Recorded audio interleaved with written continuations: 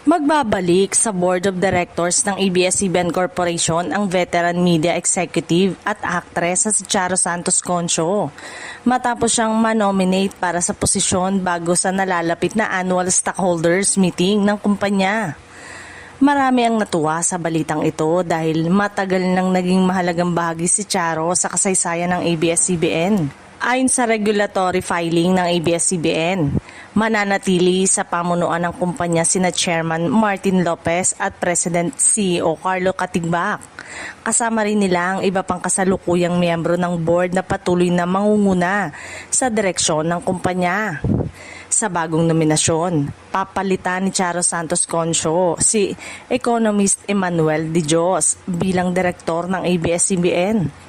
Samantala, nominado rin bilang independent director si STI Education System Holdings President at CEO Monico Jacob na papalit naman kay Randolph David. Hindi na bago kay Charo ang ganitong tungkulin dahil dati na siyang nagsilbing president at CEO ng ABS-CBN mula 2013 hanggang 2015. Naging miyembro rin siya ng Board of Directors at Board of Advisors, kung saan malaki ang naging ambag niya sa paglago ng kumpanya.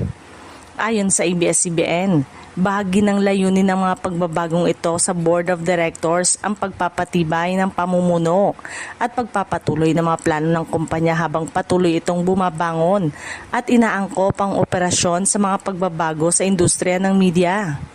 Matatandaang nawala ng broadcast franchise ang ABS-CBN noong 2020, dahilan upang magbago ang direksyon ng negosyo nito. Sa kabila nito, patuloy ang kumpanya sa pagpapalawak ng mga programa at digital platforms at inaasahang makakatulong ang pagbabalik ni Charo Santos Concho sa patuloy na paghubog ng kinabukasan ng ABS-CBN.